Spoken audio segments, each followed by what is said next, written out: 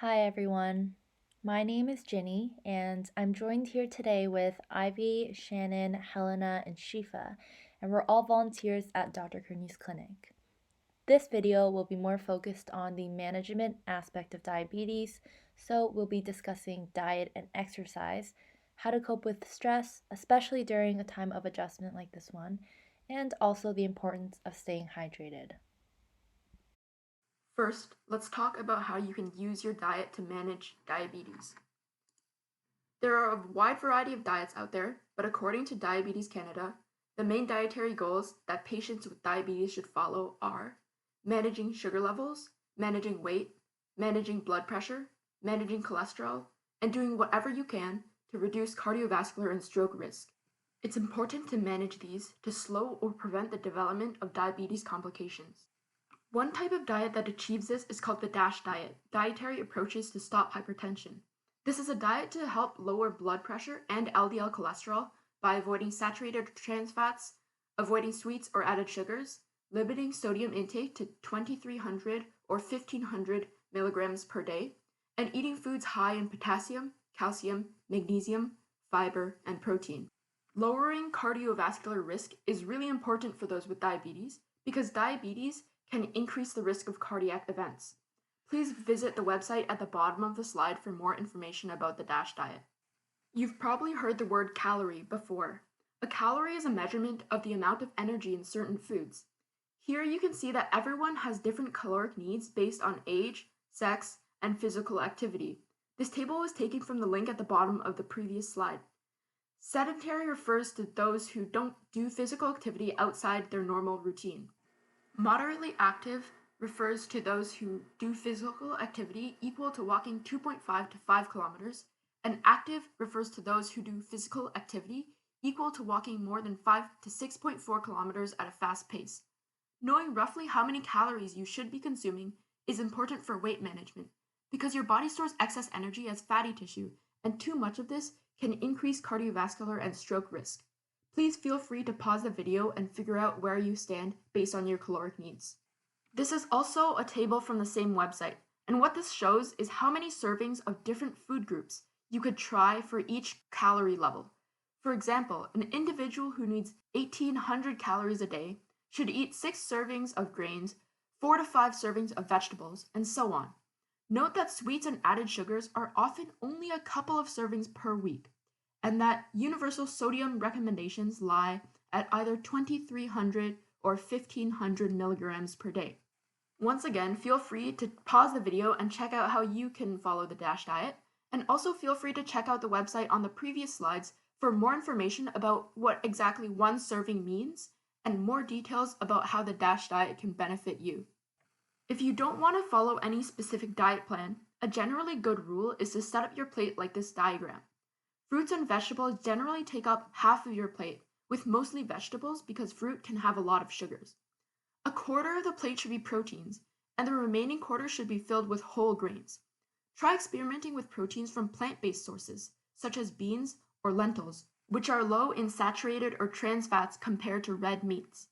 Also try to have water as your beverage of choice to avoid high sugar contents in juices or sodas.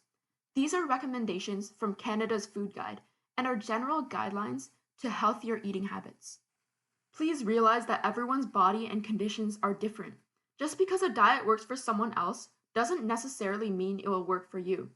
If changing your diet is very intimidating, try breaking it down into small steps. Don't be discouraged if a particular diet isn't working for you. It's important to communicate with your doctors and to keep experimenting because a small step in the right direction is still a step. To build better eating habits, you must make sustainable and consistent changes. Let's talk about exercise and how it can help you manage diabetes. We know there are many benefits to exercise. However, for diabetes, it can help you reduce your weight. Losing weight can improve your blood glucose control and lower your risk for diabetes complications like high blood pressure and plaque buildup in the arteries, which can lead to various cardiovascular diseases later in life. Exercise also improves your mental health and overall well-being. Now, you may wonder, what are the recommended types of exercise to manage diabetes? The first type is aerobic exercises, which involve repeated and continuous movement of large muscle groups. It includes activities like walking, cycling, jogging, and swimming. Another type of exercise is resistance or strength training, which helps you to strengthen your body by performing exercises while using free weights, weight machines, or elastic resistance bands. It includes exercises such as sit-ups, chin-ups, squats, and lunges. Yoga combines flexibility, balance, and resistance activities.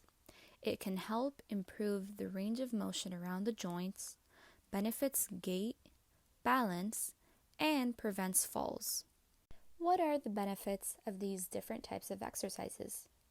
According to a study in 2016 by the American Diabetes Association, they found that aerobic exercises improve lung and immune function and also improve insulin sensitivity, which allows the cells of the body to utilize blood glucose more effectively, reducing blood sugar levels.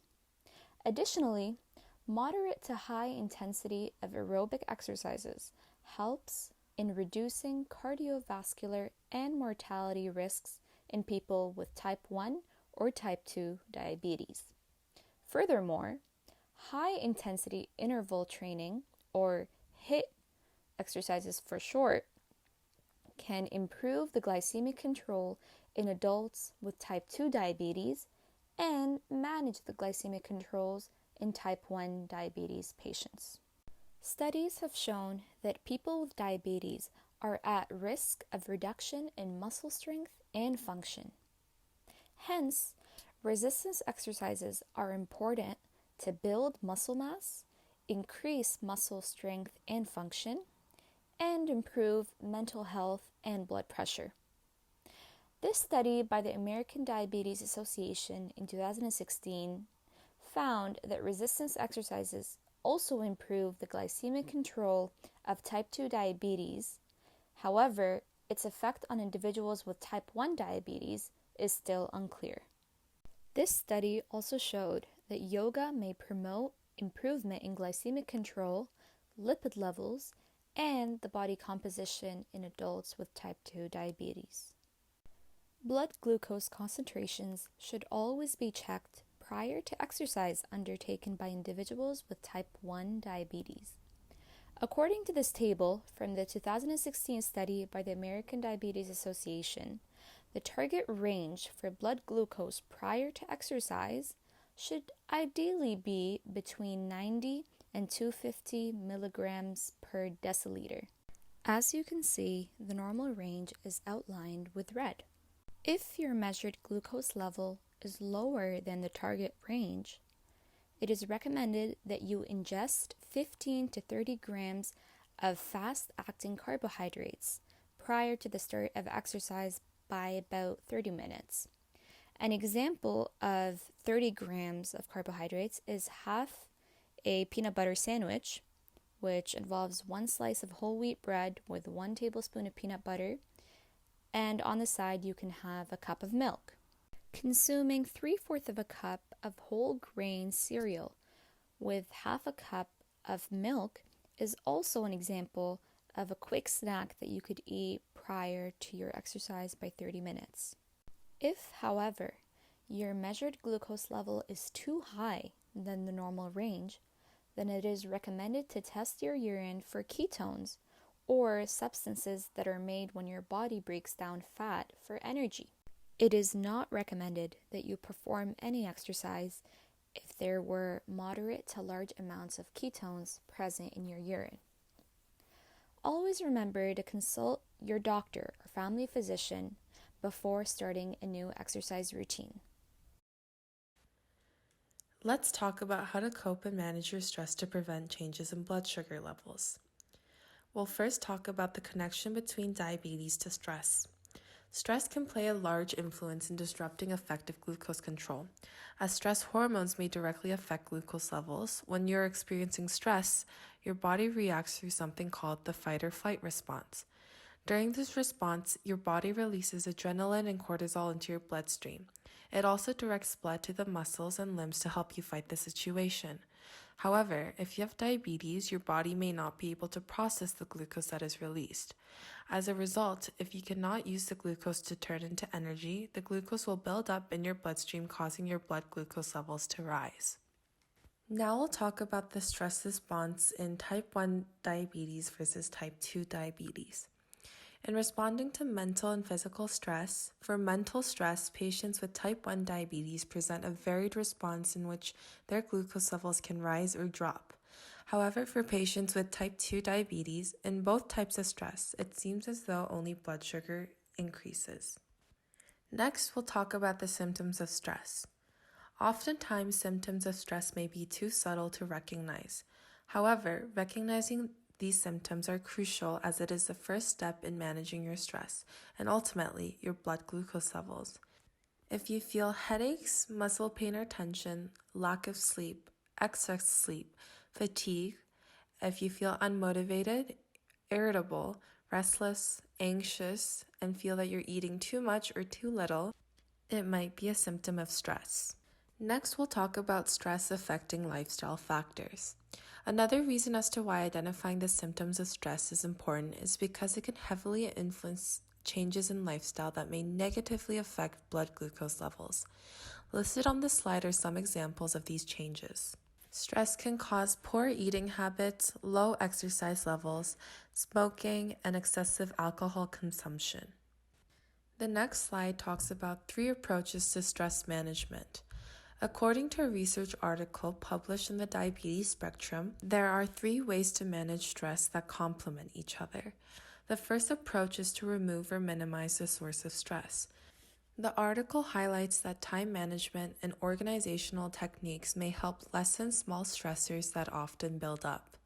Another approach is to change the response to stress. It is noted that if a stress stimulus causes you to result in reactive behavior, a reflective technique could help you prevent negative consequences that are often a result of impulsive behaviors caused by stress-induced reactions. The last approach is to modify the longer-term effects of stress. The article identifies that using distractions and involving yourself in pleasurable activities can help reduce the influence of stress-producing sources. Lastly, we'll talk about stress reduction strategies. Listed on this slide, these are some strategies highlighted by the American Psychological Association to help reduce stress. Take frequent short breaks, exercise as much as possible, smile and laugh often, seek social support when needed, and meditation are proven to be very helpful in reducing stress. Everyone approaches stress management differently and at different paces. It's a process that requires much patience and self-reflection. You can always refer to your close friends, family, and/or your psychologist to help you manage your stress. Don't stress too much about managing your stress. Hello, my name is Shannon, and I'm going to be introducing our 4th and final topic, which is staying hydrated. How does water intake help with diabetes management? So, first of all, why is hydration so important anyways? Well, when we're dehydrated and don't have enough fluids in the body, our kidneys tend to hoard that water and decrease urine production. Unfortunately, this also means that a lot of unwanted glucose will end up staying in your bloodstream rather than being moved out to the urine by the kidneys.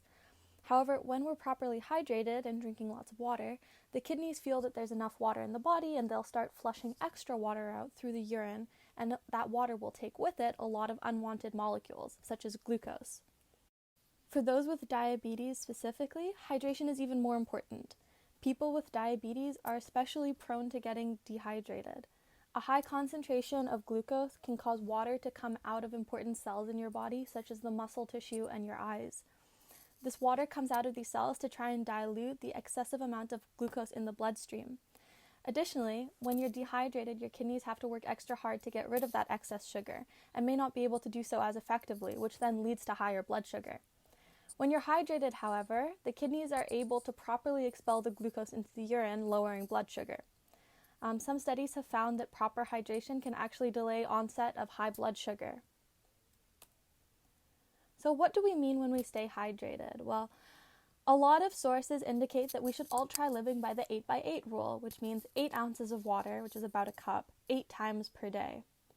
Some physicians actually recommend going even higher, up to 13 cups per day for men and 9 cups per day for women.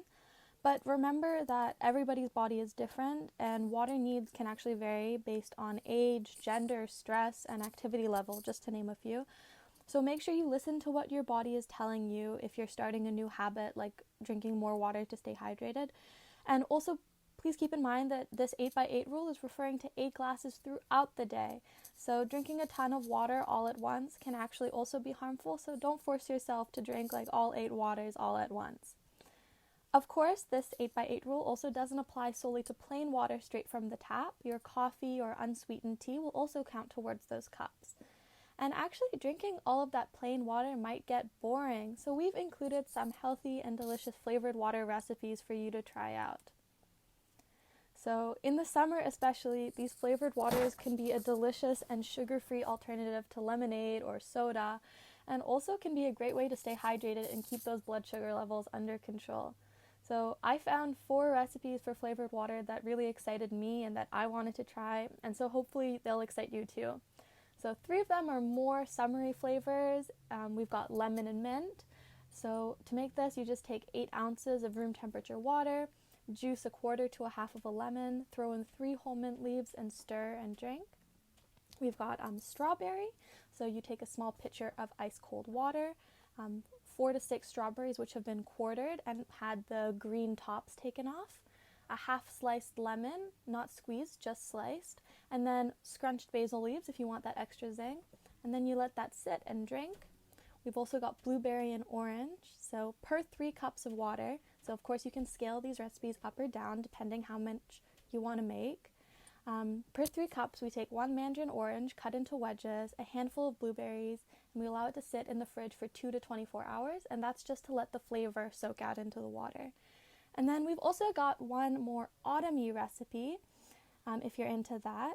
So this is apple cinnamon. We take a pitcher of water, 1 thinly sliced apple, 1 cinnamon stick, and just add ice. Remember, if you're drinking water throughout the day, you don't have to throw out the fruit and make a new recipe each time. You can just keep refilling your jug or water bottle until the flavor runs out from the fruit. And of course, you can be creative and try all kinds of fruits to flavor your water.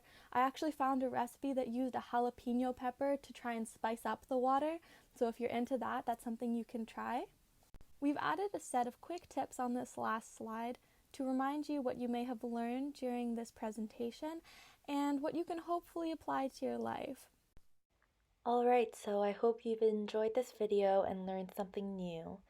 If you did enjoy it, I highly encourage you to watch our first video, also done by another great group of volunteers, where we discuss symptoms, measurements, technology, and medications. Throughout this time of uncertainty and huge adjustment, on behalf of the clinic, I truly hope everyone is staying safe and well, and we hope to see you all soon.